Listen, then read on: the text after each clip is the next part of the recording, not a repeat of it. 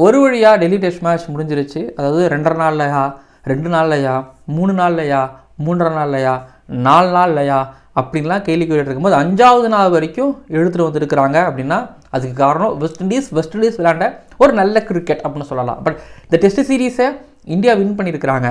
அதாவது சீரீஸை வின் பண்ணியிருக்கிறாங்க. சுப்மன் கில் அண்ட் கம்பீர் இவங்க ஈராவோட ஃபஸ்ட்டு டெஸ்ட் சீரீஸ் விக்ட்ரி. ஆமாம், இங்கிலாண்டில் வந்து சீரீஸை லெவல் பண்ணாங்களே ஒழிய இப்போ தான் வந்து பார்த்திங்க அப்படின்னா ஒரு டெஸ்ட் சீரீஸாக வின் பண்ணியிருக்கிறாங்க. அண்ட் கம்பீரோட கோச்சிங்கில் அவருக்கு இது ஃபஸ்ட்டு டெஸ்ட் சீரீஸ் விக்ட்ரி. ஏன்னா அவரு கோச்சாக வந்ததுக்கப்புறம் நியூசிலாண்டோட 3-0 அப்புறம் ஆஸ்திரேலியா சீரீஸ் தோத்தாங்க, இங்கிலாண்டில் சீரீஸ் லெவல் பண்ணாங்க. இப்போ இந்த சீரீஸை வின் பண்ணியிருக்கிறாங்க. சரிங்க, இந்த டெஸ்ட் சீரீஸ் ரிவ்யூ ஆகும். அண்ட் இப்போ வேர்ல்டு டெஸ்ட் சாம்பியன்ஷிப்பில் வந்து இப்போ இந்தியா என்ன பொசிஷனில் இருக்கிறாங்க, இந்தியாவோட பிளேயர்ஸோட பொசிஷன்கள் என்ன மட்டும் இல்லாமல் வெஸ்ட் இண்டீஸோட நிலைமை என்ன, அடுத்தது அவங்க என்னென்ன பண்ணணும் அப்படிங்கிற விஷயங்கள் தான் வந்து இந்த வீடியோவில் நம்ம பேசவும் போகிறோம். முழு வீடியோவும் பாருங்கள். ஒரு கிரிக்கெட் ரசிகராக நீங்கள் இருக்கிறீங்க அப்படின்னா கண்டிப்பாக இந்த வீடியோ உங்களுக்கு பிடிக்கும். ஏன்னா அதில் வெறும் இந்தியாவை பற்றி மட்டும் பேச போகிறது கிடையாது.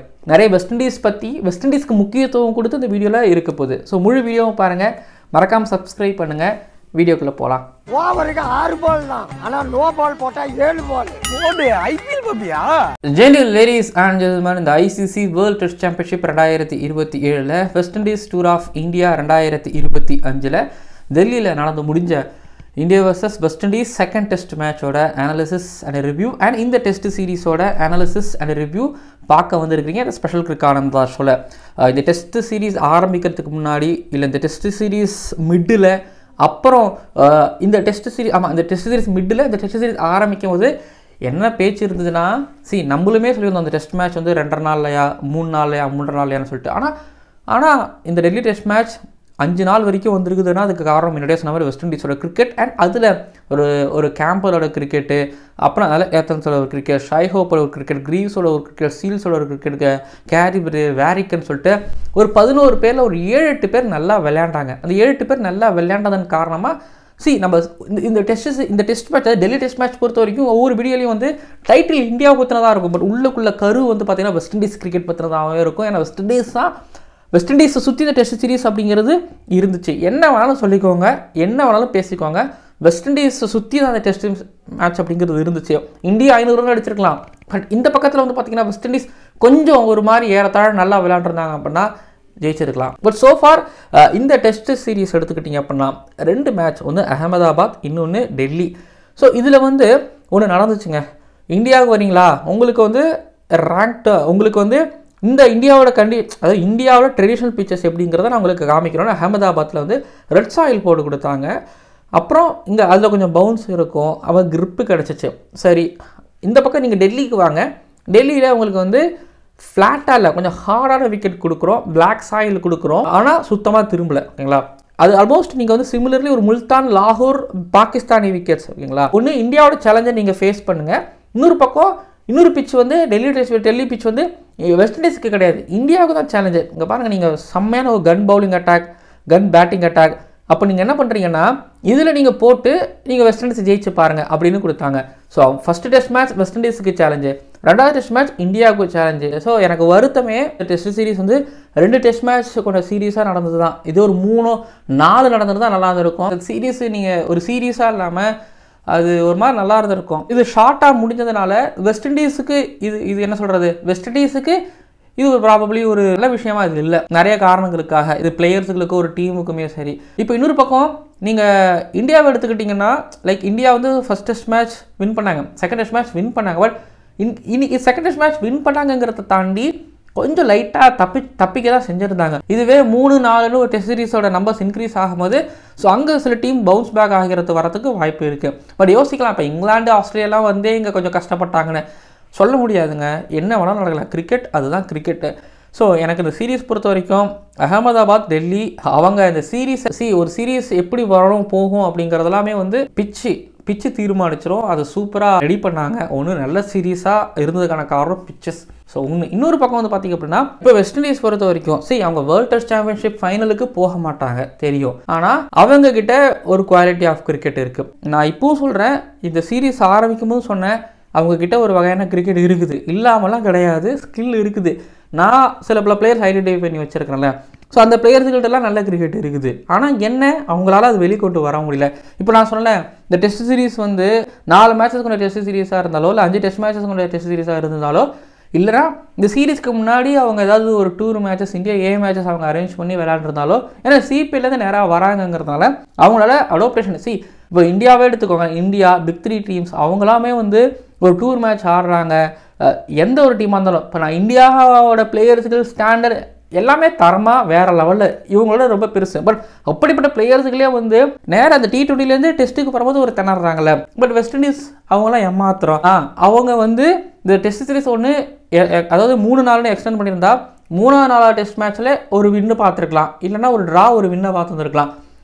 அது வந்து இங்கே பண்ணக்கூடாது. அதுக்கு முன்னாடி வந்து பார்த்திங்க அப்படின்னா அவங்க ஒரு மேட்சஸ் ஆடி இருந்திருக்கலாம், இல்லைனா ஏதாவது எப்படி சொல்ல ஒரு ப்ராக்டிஸ் மேட்ச் இந்தியா கூட போட்டிருக்கலாம், இல்லைனா இங்கே ரஞ்சி சைடு இருக்காங்க அவங்க கூட இப்போ ரஞ்சி ட்ரோஃபிலாம் வருது, அதுக்கு முன்னாடி ஒரு ப்ராக்டிஸ் மேட்சஸ் ஆடி இருந்திருக்கலாம். அதை பண்ணாமலும் விட்டுட்டாங்கங்கிறது தப்பு வெஸ்ட் இண்டீஸ் சைடை பொறுத்த வரைக்கும்.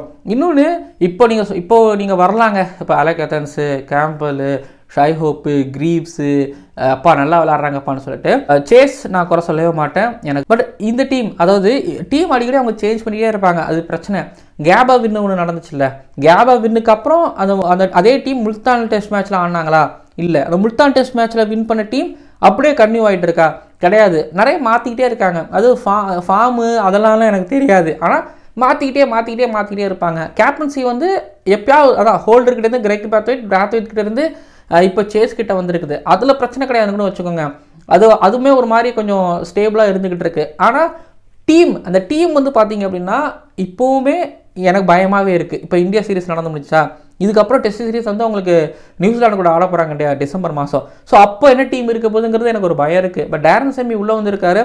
டேரன் செம்மி அது தெரியும். டேரன் செம்மியை தாண்டி இப்போ விவின் ரிச்சர்ட்ஸ், அதுக்கப்புறம் வந்து Clive Lloyd, Brian Lara, Richie Richardson எல்லாரும் உள்ளே வந்திருக்கிறாங்க. அப்படிங்கும்போது ஒரு நல்ல விஷயம், சந்தோஷம் இருக்குது. அவங்களாம் சொல்லணும், இங்கே பாரு செமி டீமை மாற்றிட்டே இருக்காத, போர்டு சொன்னாலும் நீ மாற்றாத, போர்டுக்கிட்ட நீ சண்டை போடு அப்படின்னு சொல்லணும். ஸோ முதல்ல டீமை மாற்றுறதா அவங்க முதல்ல நிப்பாட்டணும். டீமை மாற்றிக்கிட்டே இருந்தால் எதுவும் விளங்காது, நடக்காது, அதுவுமே வெளியில் வராது ஒன்று.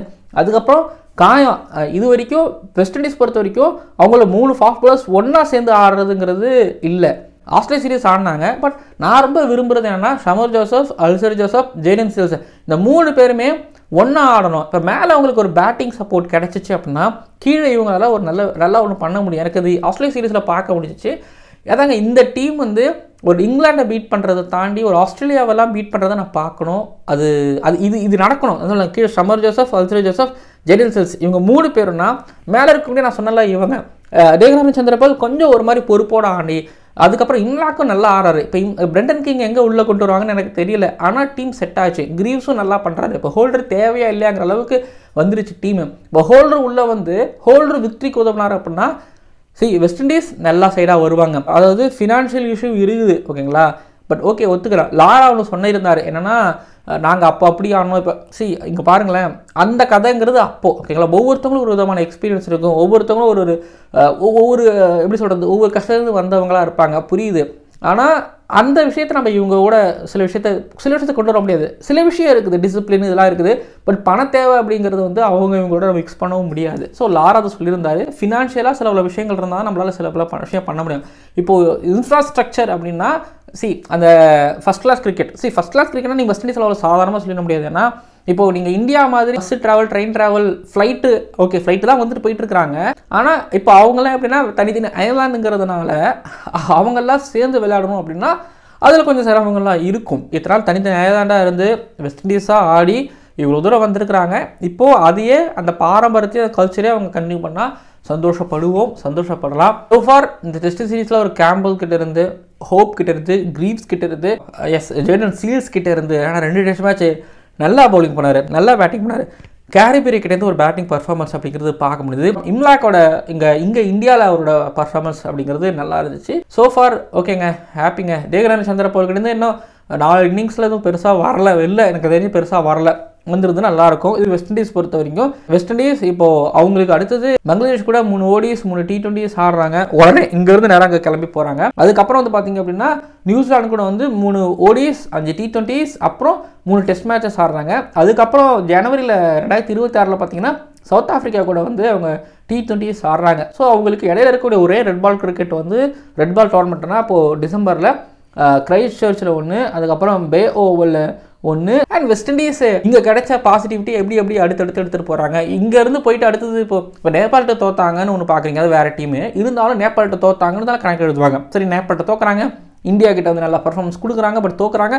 அடுத்து பங்களாதேஷ்ட போயிட்டு ஓடி சீரியஸ் டெஸ்ட் சீரிஸ் தோக்கக்கூடாது, அப்படி அங்கேருந்து கண்டினியூ பண்ணணும். அங்கேருந்து இந்த ஒரு ஃபார்மெட்டில் கிடைக்கிற விக்டரியை பாசிட்டிவிட்டியாக இப்போ அடுத்தடுத்து எடுத்துகிட்டு போனால் நல்லாயிருக்கும். டிகாக்கு இப்போது ரிட்டைர்மெண்ட்லேருந்து T20 வந்துட்டார். அதே போல் ஒரு நிக்லஸ் புரான் திரும்ப வந்தால் நல்லாயிருக்கும். ஓவரால் வெஸ்ட் இண்டீஸ் தேங்க்ஸ், நல்லா விளாண்டிங்க, நல்ல சீரீஸாக அது அமைஞ்சிச்சு. இது ஒரு பக்கம். இப்போ இந்தியன் டீம் எடுத்துக்கிட்டிங்க அப்படின்னா, இந்தியன் டீம் அதாவது கம்பீர் கோச்சிங் வந்ததுக்கப்புறம் அண்ட் சுப்மன் கில் கேப்டனாக வந்ததுக்கப்புறம் சலசலப்பு இருந்துச்சு, அது ரசிகர்கள் மத்தியில். இந்த டெஸ்ட் சைக்கிள் எடுத்துக்கிட்டிங்க அப்படின்னா இங்கிலாண்டில் ஆரம்பித்தாங்க, 2-2 சீரீஸ் லெவல் பண்ணாங்க. ஓவல் விக்ட்ரி எப்பயும் மறக்க முடியாது சிராஜோட பவுலிங் பர்ஃபார்மன்ஸ். ஸோ சீரீஸ் கைப்பற்ற வேண்டியது. அப்புறம் இந்த இது வரைக்கும் அதாவது கடந்த நியூசிலாண்டு உதப்பட்டதுக்கப்புறம் இந்தியா சீரீஸை வின் பண்ணலை, டெஸ்ட் சீரீஸை இப்போ வின் பண்ணியிருக்கிறாங்க. அப்பா நல்ல விஷயம்ப்பா அப்படிங்கிற மாதிரி ஒன்று எடுத்துக்கலாம். இது கம்பீருக்கும் சரி, கில்லுக்கும் சரி, இந்தியன் கிரிக்கெட் ஃபேன்ஸுகளுக்கும் சரி. இந்த சீரீஸ் அப்படிங்கிறது வந்து யாரை ரொம்ப பார்க்கறதுக்காக, ஏன்னா கருண் நாயர் வந்து நாங்கள் எதிர்பார்த்த அளவுக்கு வரல, சான்ஸ் கொடுக்க முடியாதுன்னு சொன்னதுக்கப்புறம் நம்பர் 3ல சாய் சுதர்ஷனை ஃபிட் பண்ணாங்க. ஏன்னா அவர் ஜிடியில் கில்லு கூட விளையாண்டார், ஓகேங்களா. அதை தாண்டி அவர் அதுக்கு முன்னாடியே ரெட் பால் கிரிக்கெட்டை நல்லா விளையாண்டுருக்கிறாரு. அப்புறம் தான் ஐபிஎலுக்கு போய் ஐபிஎல் நல்லா விளையாண்டாரு. அப்புறம் ரெட் பாலையும் நல்லா விளையாண்டுருக்கிறதுனால அவருக்கு அந்த பொசிஷன் கிடைச்சிது. லெஃப்ட் ஹேண்டருங்கிறதுனால ஒரு அடிஷ்னல் ஒரு ஆடட் அட்வான்டேஜ் அவருக்கு, அதனால் சான்ஸ் கொடுத்தாங்க அவருக்கும். அப்புறம் வந்து பார்த்திங்க அப்படின்னா கீழே எனக்கு தெரிஞ்சு குல்தீப் யாதவ் இங்கிலாண்டில் உட்கார வச்சுருந்தாங்க. சரி, இங்கே அவர் குல்தீப் யாதவுக்கு எப்படி இங்கே ஆடிடுவார். ஸோ அவருக்கு ஒரு வாய்ப்பு. ஏன்னா அக்ஷர் பட்டேல் போகாமல் குல்தீப் யாதவுக்கு போனாங்க. குல்தீப் யாதவ் ஆல்ரெடி அக்ஷர் பட்டேலை விட ஒரு இடத்த அவங்க இங்கே பிடிச்சிட்டாரு. ஸோ இவங்க இப்படி, ஆனால் ஒன்று மிஸ் பண்ணிட்டாங்க இந்தியா. அது என்னென்னா இன்னொரு ஃபாஸ்ட் பவுலர் மேபி யார் அதை மிஸ் பண்ணிட்டாங்களா. ஏன்னா பும்ரா, சிராஜ், நான் இந்த ஆஸ்திரேலியாவுக்கு போகிறாங்க ரெஸ்ட் அப்படின்னு நான் சொல்லலை. பும்ராவை ரெஸ்ட் பண்ணிவிட்டு மேபி இன்னொரு fast bowler, third fast bowler யாருன்னு அவங்களுக்கு தெரிஞ்சுக்கலாம்ல. ஏன்னா அதுதான் நான் கொஞ்சம் விட்டுட்டாங்களோன்னு எனக்கு தோணுச்சு. பட் மற்றபடி வந்து பார்த்திங்க அப்படின்னா சாய் சுதர்ஷன் இன்னுமும் ஒரு இடத்த சீல் பண்ணலை, போராடிக்கிட்டு இருக்காரு, இன்னும் போராடிக்கிட்டு இருக்கிறாரு. அடுத்து சவுத் ஆஃப்ரிக்கா கூட ஆடும்போது அது இன்னும் கிளியராக தெரிய வரும். இப்போது இந்தியன் டீமை பொறுத்த வரைக்கும் Kuldeep Yadav player of the match award வாங்கினார். ஸோ அதனால் அவருக்கு தான் முன்னுரிமை கொடுப்பாங்க. இப்போ அஸ்வினும் கிடையாது, ஓவர் சீசன் வந்துட்டு முன்னாடி ஜடேஜா தான். இப்போ KL ராகுல், ஜெய்ஸ்வால், சுப்மன் கில், ஜடேஜா, வாஷிங்டன் சுந்தர், நிதிஷ்குமார் ரெட்டி, ரிஷப் பண்ட், த்ருவ் ஜுரேல், அப்புறம் சிராஜ், பும்ரா, ரவீந்திர ஜடேஜா, குல்தீப் யாதவ். உங்களுக்கு இங்கே ஒரு 15 பேர் வந்தாச்சு. த்ருவ் ஜுரேலுக்கு பண்ட்டுலாம் தான் இடம் கிடைக்கும். இப்போ பண்ட்டுக்கு ஆப்ஷனாகவும் நல்லா ஒருத்தர் விளையாடிட்டு இருக்காரு. அப்படிங்கும்போது இந்தியா ஒரு நல்ல பாதையில் தான் போயிட்டு இருக்காங்க. வாஷிங்டன் சுந்தர் பேட்டிங் நல்லா பண்ணுறாரு, பட் பவுலிங்கில் இங்கே ஏதாவது பண்ணியிருந்தாருன்னா, ஏன்னா நியூசிலாண்டுக்கு அகேன்ஸ்டாக ஒரு புனேல ஒரு மாதிரி வேறு மாதிரி போட்டு 7 4 எடுத்தாருன்னு நினைக்கிறேன். அதே மாதிரி இங்கே ஒரு பர்ஃபார்மன்ஸ் கூட தான் நம்பிக்கை இருக்கும். பட் ஓகே, எல்லா நாளும் மாதிரி நல்ல நாளாக அமையாது இல்லை, எல்லா சீரீஸும் நல்ல சீரீஸ் அமையாதில்ல. ஸோ வாஷிக்கு இதுவாக இருக்கலாம். பட் இந்தியாவை பொறுத்த வரைக்கும் எல்லாரும் பாக்ஸை டிக் பண்ணிட்டாங்க. சாய் சுதர்ஷன் 4 நாளும் சாய் சுதர்ஷன் நிறைய பேக் பண்ணுவாங்கங்கிறது கிளியராக தெரியுது. ஏன்னா சின்ன பையன் கொடுத்து பார்ப்போம், அட்லீஸ்ட் இன்னும் ஒரு வருஷமாவது கொடுத்து பார்ப்போங்கிற மாதிரி கொடுத்து பார்ப்பாங்க, அதில் டவுட்டே கிடையாது. அவருக்கு அதை யூட்டிலைஸ் பண்ணிப்பார். இவ்வளோ அதாவது கில்லுக்கு கிடைச்ச மாதிரியான சான்ஸ் இப்போ சாய் சுதர்ஷனுக்கு கிடைக்கும் பட்சத்தில் இவன் தாண்டா நம்மளுக்கு தேவை அப்படின்னு நினச்சி பேக் பண்ணிட்டாங்கன்னா அவ்வளோதான், பேக் பண்ணிகிட்டே இருப்பாங்க. சாய் சுதர்ஷன் அதுக்கப்புறம் பின்னாடி நல்ல ரன்கள் அப்படிங்கிறது வரும். இந்த த்ருவ் ஜுரேலும் வந்து ஒரு மாதிரி நல்லா விளையாண்டுருக்கிறாரு. ஸோ த்ருவ் ஜுரேலுக்கு எங்கேயாவது வாய்ப்பு அப்படிங்கிறத யோசிக்கும் பொழுது இப்போ சாய் சரியாக விளையாடுனா தான் த்ருவ் ஜுரேல் ஒரு பேட்டராக விளையாடுவார், ரிஷப் பண்ட் ஒரு விக்கெட் கீப்பராக ஆடுவார். அப்புறம் ஜுரேலும் விக்கெட் கீப்பிங் சரியாக பண்ணலங்கிறது ஒரு பக்கம். பும்ரா இந்த சீரீஸில் இல்லவே இல்லை, பிக்சர்லேயே இல்லவே இல்லை, ரொம்ப அதிகமாக பயன்படுத்தவும் இல்லை. சிராஜும் போட்டுட்டு இருந்தார், ஆனால் மேக்ஸிமம் வந்து குல்தீப் யாதவ் தான், ஜடேஜா தான் அப்படிங்கிற மாதிரி தான் இருந்துக்கிட்டு இருந்தது. நல்ல விஷயம் தான், ஃபாஸ்ட் பால்ஸுகளை கொஞ்சம் லைட்டாக பதுக்கி வைக்கிறதுங்கிறது நல்ல விஷயம். பட் சோஃபார் சீரீஸ் வின்னு, அது போக வந்து பார்த்தீங்கன்னா வேர்ல்ட் டெஸ்ட் சாம்பியன்ஷிப்பில் இப்போ 3rd இருக்காங்க. வேர்ல்ட் டெஸ்ட் சாம்பியன்ஷிப் சைக்கிளில் முதல் டெஸ்ட் சீரிஸ் விக்டரி இந்த சைக்கிளில் அப்படிங்கிறது ஸோ இந்தியாவுக்கு ஒரு நல்ல ஒரு விஷயம். ஸோ இது முடிச்சதுக்கப்புறம் உடனே ஆஸ்திரேலியாவுக்கு போகிறாங்க. அங்கே ஒயிட் பால் கிரிக்கெட் ஆடுறாங்க. முடிச்சுட்டு வந்த உடனே இங்கே சவுத் ஆஃப்ரிக்கா கூட ஒயிட் பால் கிரிக்கெட்டு அப்படின்னு ஆட போகிறாங்க. ஸோ நம்ம எங்கே போகிறோம், கிரிக்கானந்தம் எங்கே போகிற, ஆஸ்திரேலியாவா? இல்லை, நான் வந்து ரஞ்சி ட்ரோஃபி கோயம்புத்தூர் நடக்க போகுது, அது ஒரு 2 நாளும். அதுக்கப்புறம் வந்து சேலத்தில் CK Naidu trophy under-23 players ஆடுறாங்க, அதை பார்க்குறதுக்கும் நான் செல்ல போகிறேன். நீங்கள் என்ன பண்ணுறீங்க, கிரிக்கானந்தாஸ் யூடியூப் சேனலை தொடர்ந்து பார்த்துக்கிட்டே இருங்க. ஷார்ட்ஸ் மூலமாகவோ வீடியோஸ் மூலமாகவோ உங்களை நான் வந்து மீட் பண்ணிக்கிட்டே இருக்கேன். நம்ம சேனலில் international cricket, grass root level cricket, domestic cricket எல்லாத்தையும் கவர் பண்ணிக்கிட்டு இருக்கோம், கொடுத்துக்கிட்டு இருக்கிறோம். ஸோ பாருங்கள், சரிங்க, இந்த டெஸ்ட் சீரீஸ் நம்ம நினச்சதை விட ஒரு நல்ல ஒரு சீரீஸாக நடந்து முடிஞ்சிருக்குது.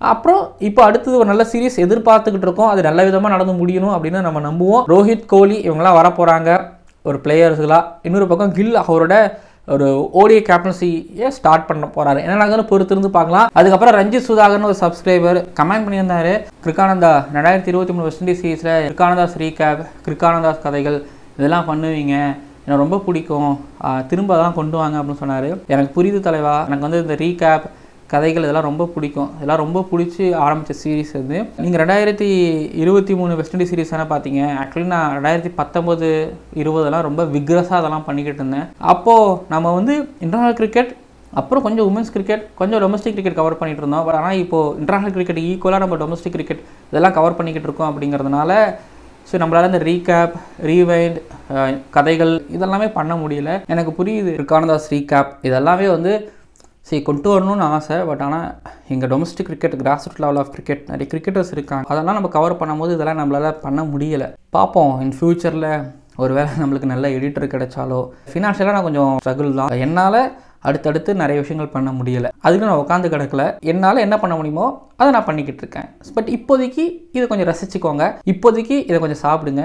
நீங்கள் கேட்ட கிருக்கானந்தாஸ் கிரிக்கெட் கதைகள், கிருக்கானந்தாஸ் ரீகேப் இதெல்லாம் வரும். ஓகேங்களா?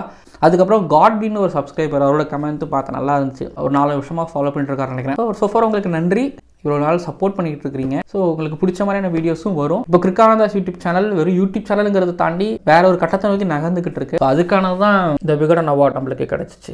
நம்ம வெறுமனே யூடியூப் சேனல் கிடையாது, நம்ம அதையும் தாண்டி வேற நான் தளத்தை நோக்கி நம்ம போயிட்டு இருக்கிறோம். லிட்டரலி சொல்ல எனக்கு கதை சொல்கிறது ரொம்ப பிடிக்கும். இப்போ நம்ம வந்து இதுக்கு முன்னாடி விளையாண்டவங்களோட கதையெல்லாம் தாண்டி இப்போ நிறைய பேர்களை உருவாக்குறோம். இப்போ நம்ம ஒரு புது பிளேயரை, ஒரு புது கதையை, ஒரு புது அத்தியாயத்தை உருவாக்குறோம். அந்த இடத்துல நம்ம போயிட்டோம். ஸோ புரிஞ்சிருக்கும் நான் நினைக்கிறேன். இப்போ கூட டிஎன்பிஎல் பிளேயர் ராமநாதபுரத்தோட அவரை பற்றின ஒரு ஷார்ட்ஸ் அப்லோட் பண்ணியிருப்பேன், இன்டர்வியூ பண்ணி. ஸோ பார்த்துட்டு வாங்க. இதே மாதிரி நம்ம சேனல் நிறையாக்கு வரப்போகுது. இப்போ நிறைய வரப்போகுது, பாருங்கள். பழைய கதைகளை விடுங்க, இப்போ புதுசாக வரப்போகிற கதைகளை பாருங்கள். சரிங்க, வீடியோ நிறைவடைகிறது. அடுத்தடுத்த வீடியோக்குள்ள நான் சந்திக்கிறேன். மறக்காம சப்ஸ்கிரைப் பண்ணி வச்சுக்கோங்க சேனலை. ஓவருக்கு 6 பால் தான், ஆனால் நோ பால் போட்டால் 7 பால். ஐபிஎல் பப்பியா?